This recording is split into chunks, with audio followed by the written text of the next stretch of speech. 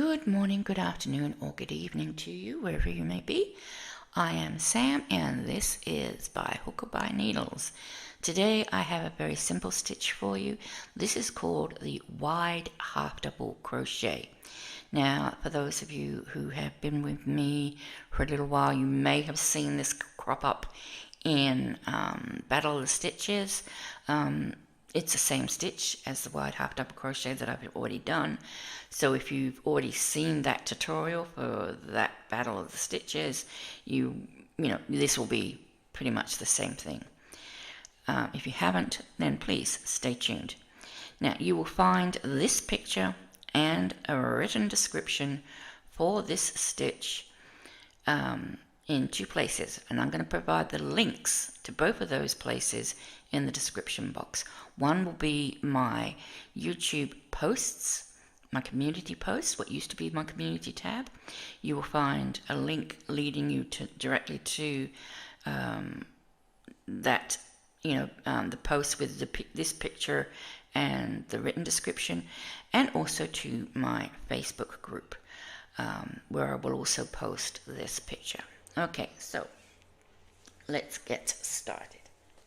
This is a graph, as you may or may not know. Now, in it you can see these are chain stitches. We have already covered a lot of these stitches in previous videos. I think I've gone through them. I'll try and remember to find the links for them and post them, but I'm going to go through them for you anyway, so you don't really need to go back anywhere to have a look. With written graphs, they are a pictorial representation of a stitch. I mean, that's fairly obvious. I mean, but I'm spelling it out here. Okay, so each symbol has a different stitch that it represents, and so it's just a matter of recognizing the stitch and then recognizing the symbol is that stitch and where it gets put into, and it's very easy once you know. So for example, this is a chain stitch, and luckily it looks just like a chain stitch.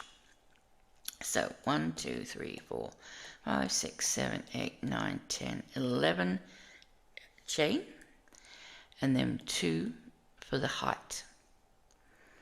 So we are going to do, I'll probably do more, because this stitch is any stitch count.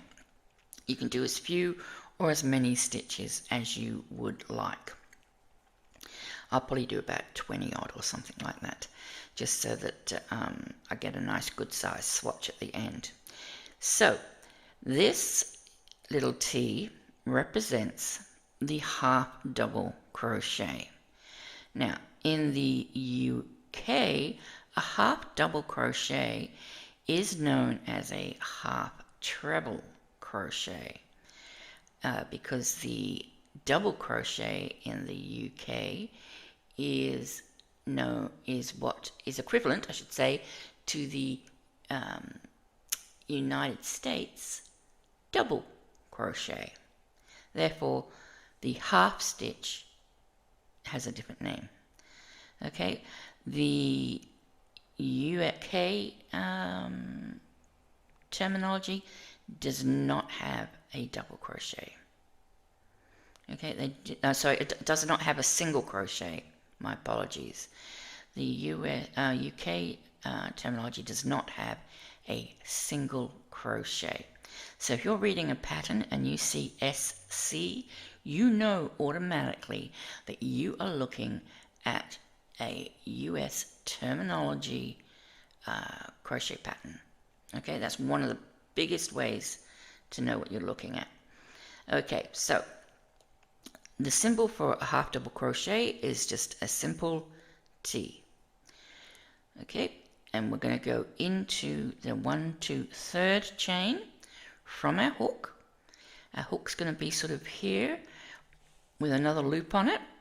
I'm going to go 1, 2, 3. We're going to do a half double crochet into the 3rd chain from the hook, and we're going to do a half double crochet into every stitch from along the chain into the back bumps. I like to go into the back bumps. Some people don't. You do what you're comfortable with and what you like. Then we're going to do 2 chain and turn our work, or we're going to do turn our work and then do 2 chain. It really doesn't matter which way you do it. It's all going to come out looking the same as long as you're consistent. Always turn your work as well the same direction, just so there's a bit of consistency there, and that will keep the work looking, consistent and correct. If you keep swapping and changing, sometimes it can just make the edges look a little bit odd. So we're going to do 2 chain, which count as just to give us a bit of height here, and we are then going to go in between. See how this next half double crochet isn't on top of the previous row's half double crochets, it's between the spaces. So we are going to put it in between the half double crochets or the stitch below. We're not going into the stitches at all, and this is what makes it wide. It becomes it actually separates the half double crochets a little bit, so you have a bit of spacing in between. So we're going to just go, so we've got 1 2 3 4 5 6 7 8 9 10 11, and we've got 1 2 3 4 5 6 7 8 9 10 11. We're not counting the chain in these instances. Now you will notice that the end here is a little bit different to all these. We're going to go in between all the stitches. This one is going to go in between those last 2 stitches. Then, rather than put this stitch in between the last stitch and the chain, we're going to put it into the top chain, the chain 2, into that chain 2. Why? The reason is simple. It just gives us a straighter edge. Okay, so that's your graph. I've explained that. We're going to start off with however many, like I say, stitches, and then we are going to work a few rows. All right, I need to change camera angles and I'll be right back. Hi, my name is Joey, and my mummy wants to know why you haven't subscribed yet. Come on, hit that button. Thank you. Bye. Okay, so here we are. I am using a 8-ply 100% merino wool, and I am using for this a G size 4mm hook. This is my Hobie, my Clover hook. Okay, so we just make our slip knot. I have a video on how to make a slip knot, so if you're not sure, just please go refer back to that. And then we are going to do 1 2 3 4 5 6 7 8 9 10 11 12 13 14 15. So my sample is going to have 15 stitches, and then we need to add 2 on top of that for our height. We're going to go into the 3rd back bump. So if we turn our chain, we can see 1 2 3. We're going to go into our 3rd back bump with a half double crochet. Half double crochet, just for a refresher, is we put a loop over our hook, we go into the stitch or chain that is required, we grab a loop. We have 3 loops on the chain, on the hook, we yarn over and we pull through all 3. And that's our first half double crochet. So we do that again, yarn over into the next back bump. And as I said, if you don't like going into the back bump, you don't have to. It really is a personal thing. If someone tells you you must go into the back bump, unless it's a specific type of stitch that insists, only works if you do it the way they say, ignore it. If you prefer not to go in the back bump, you don't have to. You really don't. You do your own thing. As long as you're happy with the results, that's all that matters. So we've got our 3 loops, we yarn over and we pull through all 3. And we go into our next back bump. Yarn over into the stitch. Whoops. Into the back bump. See, if you want to, what some people do is they'll go yarn over and then they'll just go into there. Just like that. And they'll pull up. But I don't like that because it sort of makes a big gap like that, whereas you get less of a gap if you go into the back bump.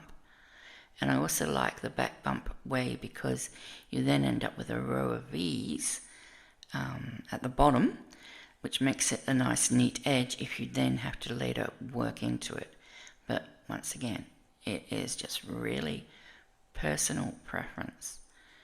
I'm not here to tell you you must do things a certain way. I'm just here to show you how I do these stitches, and I often give you alternatives as to how to do them. You will notice that I am a knife holder. I do try sometimes to do a pencil hold to show people how it would work for a pencil hold. Let's have a go. This is a pencil hold because you literally hold as a pencil, and I really struggle because I really struggle with a pencil hold. I'm just not used to it. But you can do a pencil hold obviously with every stitch, and then oops, see, I'm really not very trained in the pencil hold, and then you would yarn over and pull through. Yeah, I'm not great at pencil hold. But that's okay. I think most people tend to stick with what they were taught initially. They stick with, so if they were taught knife hold initially, that's what they work with. It really, that sort of really sticks with them. Okay, so I'm just going to continue going. I've only got a few more to go before we turn. And this is a pretty much after the first row, it's a 1 row repeat. You do the same every row, which is nice and easy. It's always nice to have a simple, easy stitch. Now, see, normally with a half double crochet, they are quite close. You'll see when I show you at the end how close they are to the stitch next to them. But these are called wide half double crochets. So here we go into the last back bump, and I'll count my stitches, and I should have 20. I'm going to take my, right, so I'm going to count my V's. 2, 4, 6, 8, 10, 12, 14. Did I only do 15? I thought I did 20. Well, there you go. 2, 4, 6, 8, 10, 12, 14, 15. I could have sworn I did 20. Sorry about that. Okay, so 15. I obviously did 15 chain and not 20. But anyway, so there we are. And you can see that they are quite close together. There's very little space between them. But if you pull it apart, you can see the space. And that's where we're going to be working into. We're going to be working into that space on our next row. And I know I need 15, not 20 stitches. Okay, we're going to chain 2. We're going to turn our work. Now normally, when you are crocheting, you know that you would normally go into the stitch. So that's going into the stitch. I go there, I go into the stitch. We're not going to do that. We're going to go into the space between the stitches. Okay? So we yarn over and into the space, pull up a loop. We've got 3 loops on our hook, pull through all 3. And see how that's opened up the 2 half double crochet below? So we yarn over into that stitch, in between the stitches, sorry. Pull up a loop, yarn over, and pull through all 3.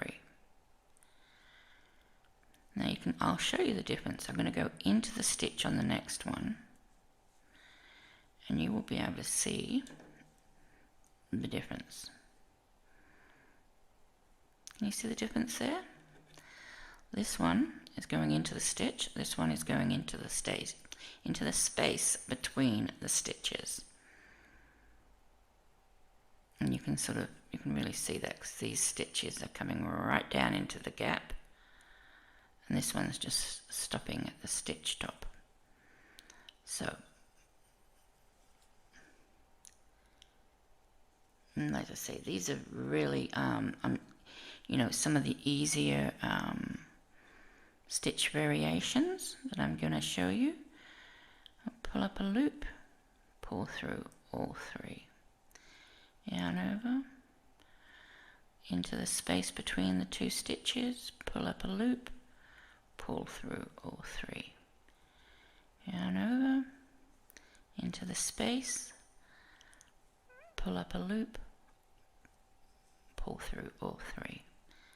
Yarn over into the space, pull up a loop, all 3. And we're going to do that almost to the very end, but as I explained when I was showing you the photo of the graph, it's slightly different when we do get to the very last stitch, and that is only because it is our last stitch and we want a nice straight edge. Okay, so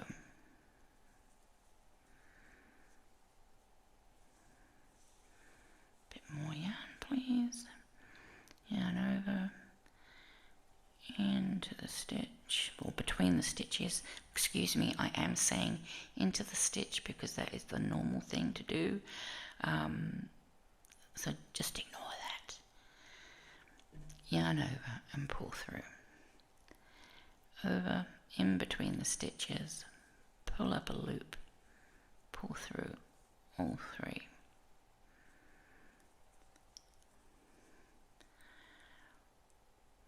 Into that. Now this, if you remember, I showed you on the graph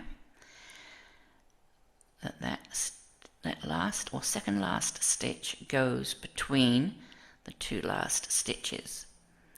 Now with the last half double crochet we're going to do, rather than go in between, right, which is what you would think because that's what it's normally telling you to do, we're actually going to find the top of that chain, the 2 chain, 1, 2, and we're actually going to go into the top of that chain.